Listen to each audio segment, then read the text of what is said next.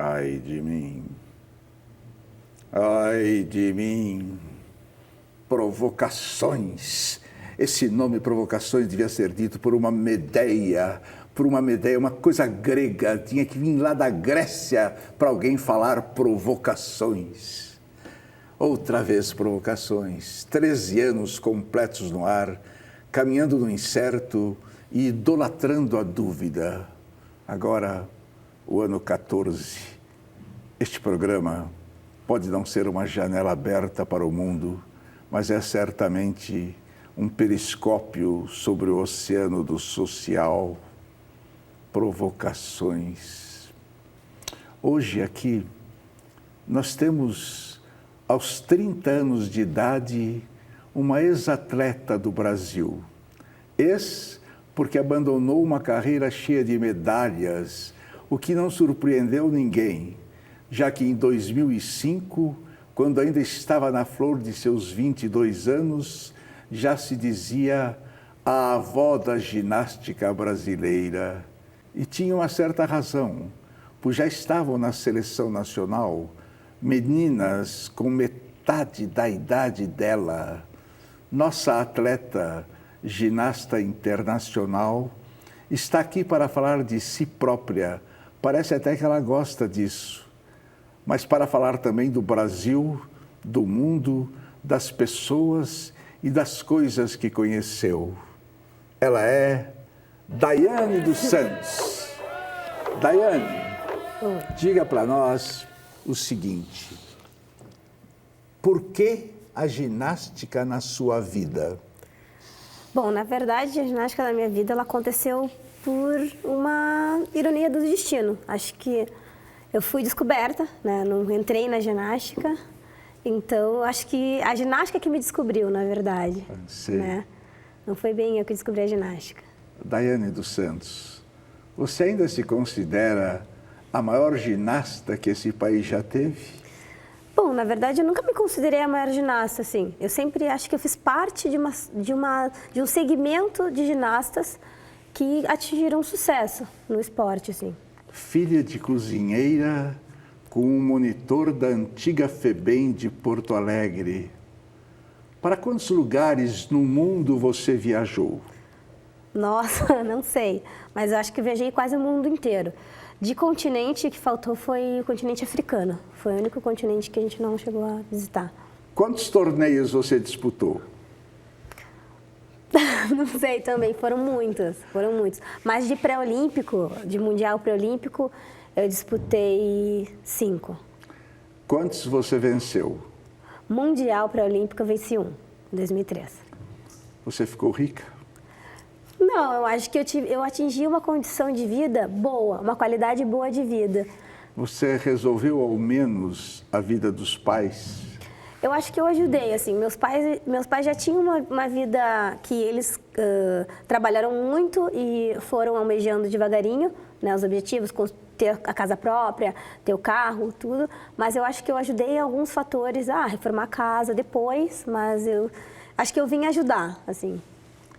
Dizem que a vida de uma ginasta, antes do fim da carreira, de tão sacrificada, não vale a pena. É verdade? Eu não concordo. Eu acho que tudo que a gente faz com amor e com dedicação vale a pena. Eu acho que, como tudo na vida, a gente tem 2 pontos, né? A gente tem que, para a gente receber alguma coisa, a gente tem que dar alguma coisa, né? Sacrificar alguma coisa. Um texto da revista Veja, de 2004, dizia que as soviéticas ganhavam medalhas olímpicas porque só mesmo os países comunistas eram capazes de submeter suas atletas a uma rotina tão desumana. Você percebia isso em suas amigas russas? Eu acho que você viver num país comunista, né, que até então a Rússia viveu um comunismo muito forte, né? Hoje já não vive mais, mas ele ainda tem resquícios daquela época. O Brasil não tem isso, mas eu acho, como na China, Coreia, né, alguns países que têm essa doutrina, né, comunista, é um pouco mais difícil, né? O tratamento é mais rigoroso do que acho que no Brasil. É mais duro, é diferente do que aqui. Aqui a gente tem uma lei, né, também que não tem essa rigidez, eu acho, como tem lá fora, assim. Frase sua. As ginastas americanas são as mais arrogantes que conheci. O que elas fizeram com você? Eu acho que não comigo. Eu acho que elas...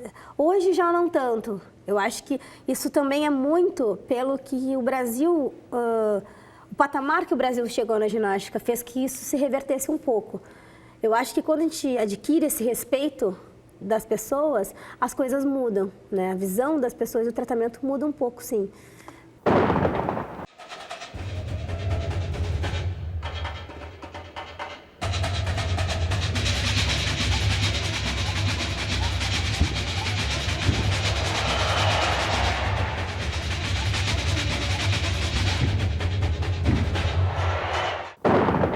Eu já até chorei com essa menina aí, tá vendo? Rapaz, da força que ela transmite pro povo, que ela quer transmitir pro povo brasileiro, e muitas vezes não dá certo, né, cara? Ela, não sei se é Marta, que ela chama, ela é uma atleta e ela trouxe várias medalhas pro país. Essa daí é a nossa querida Dayana. Nossa querida Dayana, ela Ô, minha... Como é que é? Não, tá no nome na boca, pô. Ela tá querendo sair, não sai. Ela é... E no exterior, nos torneios internacionais, rolava alguma coisa entre atletas?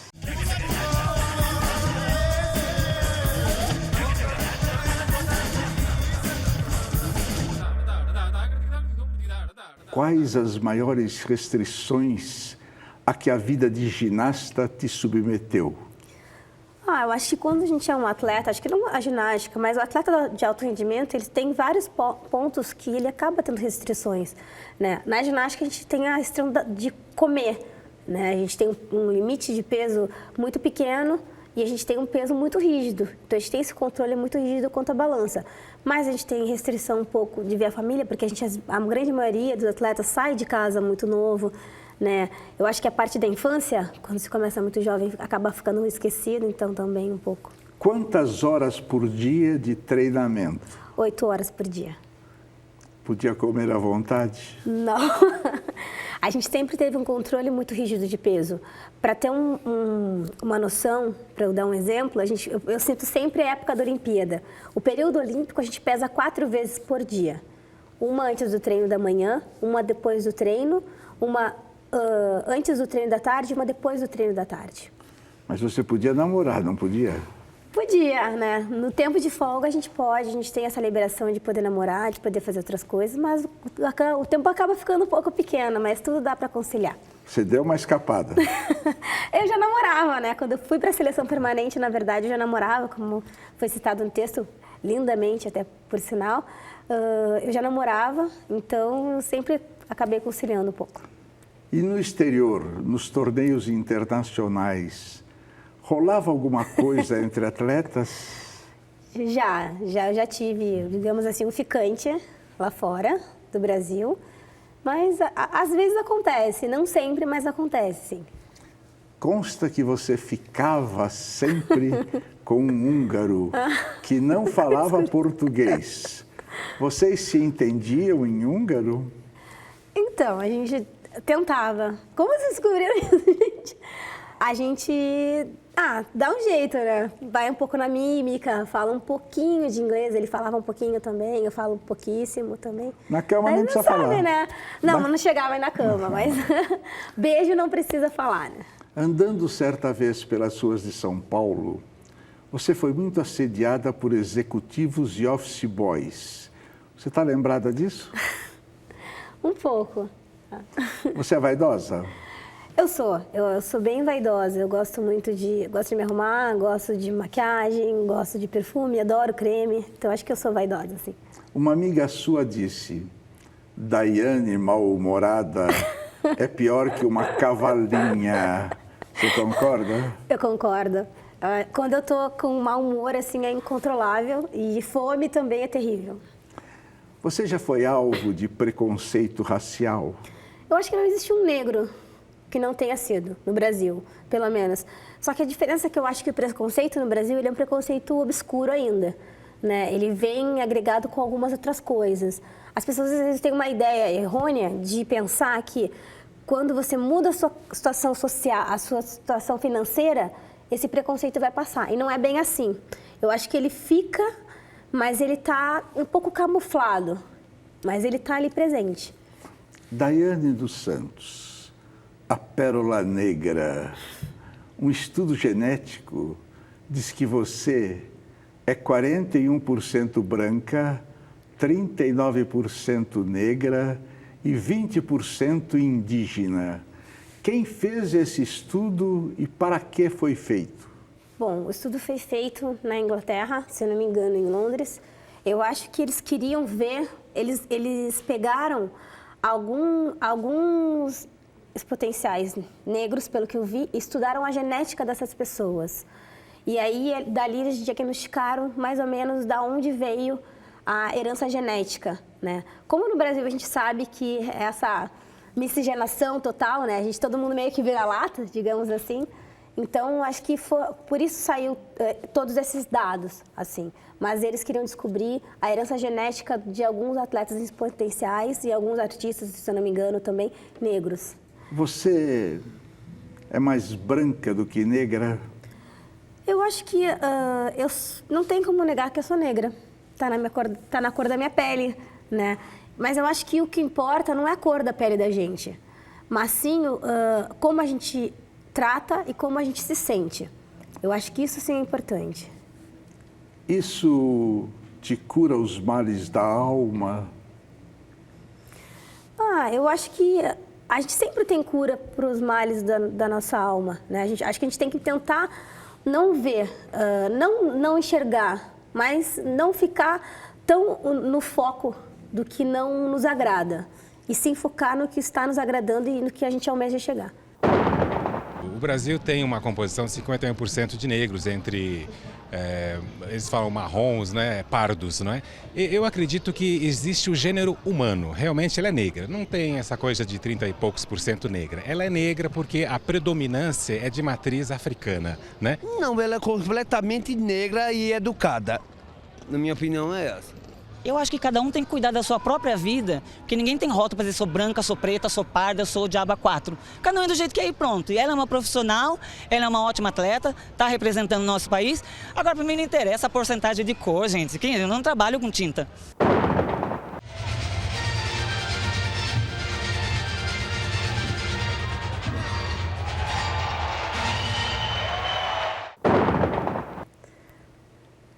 Deixa eu pensar. Acho que...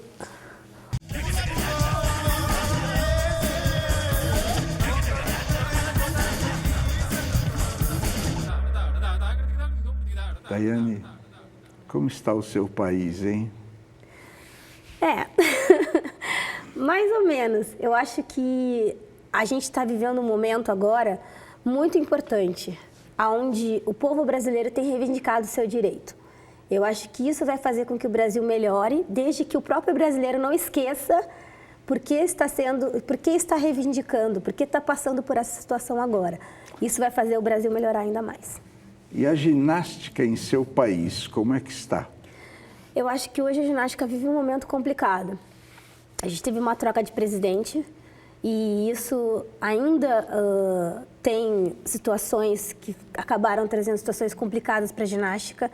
Eu espero que isso seja superado e que a gente consiga ter uma grande equipe para 2016. O doping pelo qual você foi suspensa, foi doping mesmo?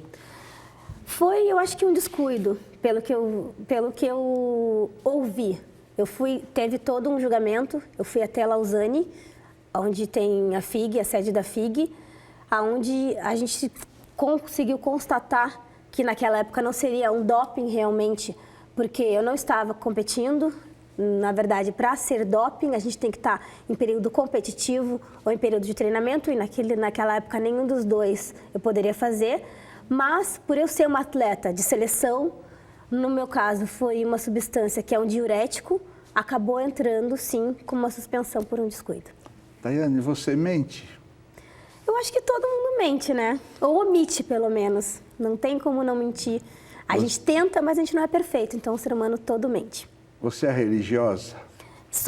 Eu sou bem religiosa, eu não tenho uma religião definida, mas eu tenho muita fé. Eu acho que não adianta a gente ter uma religião definida e você não ter fé. Às vezes as pessoas confundem isso. Você ser religioso, você ter fé de estar numa igreja ou em algum lugar que tem uma certa religião. Eu acredito que é importante você ter uma religião própria, mas até você se encontrar de verdade, eu acho que você pode conhecer todas as religiões. Daiane, como é que você gostaria de morrer, hein? Realizada. Eu acho que se eu morrer com as minhas realizações, com todas as ideias que eu penso em fazer, eu espero morrer bem velhinha e na minha casa, quentinha. Não no hospital com aquele negócio não, assim eu espero que não. Eu espero que eu consiga viver muito ainda. Se houver reencarnação, como e onde você gostaria de voltar? Se eu pudesse escolher uma pessoa, se fosse no Brasil, eu escolheria ser Ayrton Senna. Se fosse no mundo, eu escolheria ser Nelson Mandela. Qual pergunta você gostaria que eu tivesse feito, mas eu não fiz? Deixa eu pensar numa pergunta. Acho que, como eu vejo hoje a situação do esporte no Brasil, que eu acho que você falou da ginástica, mas eu acho que esse fator hoje é um fator não só um problema com a ginástica, mas é um fator do esporte nacional. Então responda o que você está falando. Eu acredito que falta investimento ainda no Brasil, não só para o esporte, mas para a educação. Eu acho que se a gente tivesse exemplos de alguns países que não têm a situação financeira que o Brasil tem e nem a riqueza que o Brasil tem, não só cultural, né, de espécie, mas o empenho que o povo brasileiro tem realmente, né? Mas o povo ainda precisa aprender o que está acontecendo agora, a lutar mais pelos seus direitos e fazer valer os seus direitos também. Daiane, uma última pergunta para terminar essa entrevista. O que é a vida? A vida, para mim, é você ter altos e baixos e você saber ganhar e perder e lidar com todas as situações, seja elas situações boas ou situações ruins. Isso, para mim, é a vida. Daiane, o que é a vida? A vida que a gente vive. Tá bom, dá aqui um abraço, que a única coisa falsa deste programa é um abraço, tá? E essas fotografias só sairão um dia no jornal, se forem publicadas, quando você morreu, eu. Vejam bem, quando eu servi o exército, eu me tornei um especialista em bombas. Eu sei fabricar qualquer tipo de bomba portátil, muito usada por terroristas. A bomba que eu estava fazendo tinha que ter efeito fulminante para que a vítima nada sofresse. E antes da explosão, era necessário que fosse emitido um feixe de luz radiante que fizesse a vítima perceber a iminência da explosão. A pessoa que eu queria matar era meu filho João. A minha mulher Jane estava grávida quando fui enviado ao exterior com um contingente do Exército a serviço das Nações Unidas. Eu fiquei ausente cerca de 2 anos. Eu escrevia constantemente para Jane e ela respondia. Quando meu filho nasceu e recebeu o nome de João, as cartas de Jane ficaram bem estranhas. Ela dizia que precisava falar comigo uma coisa muito séria, mas não sabia como.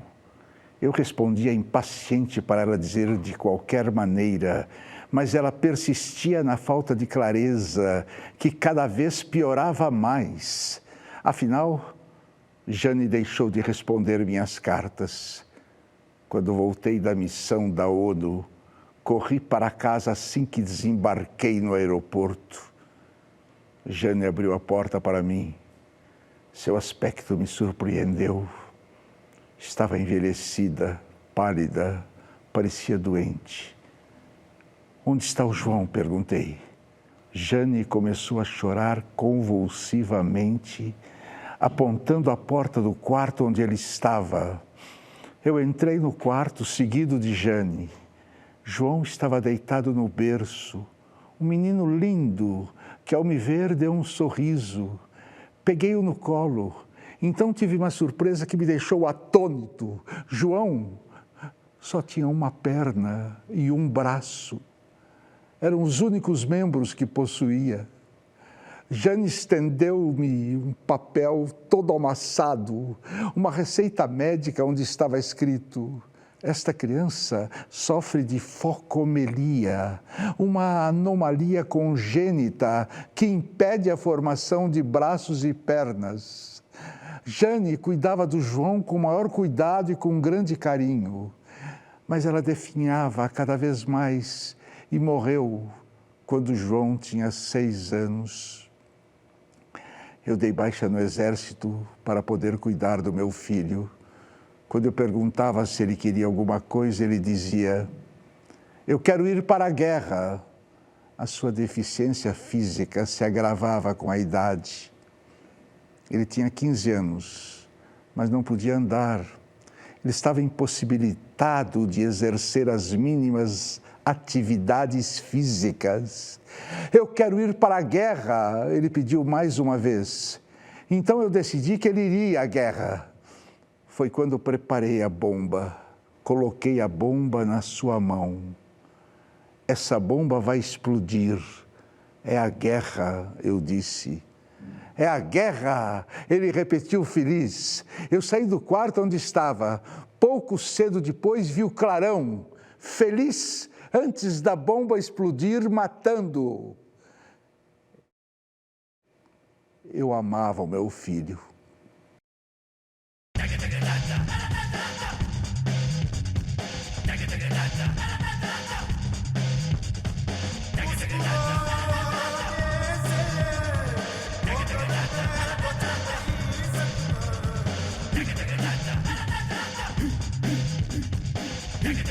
da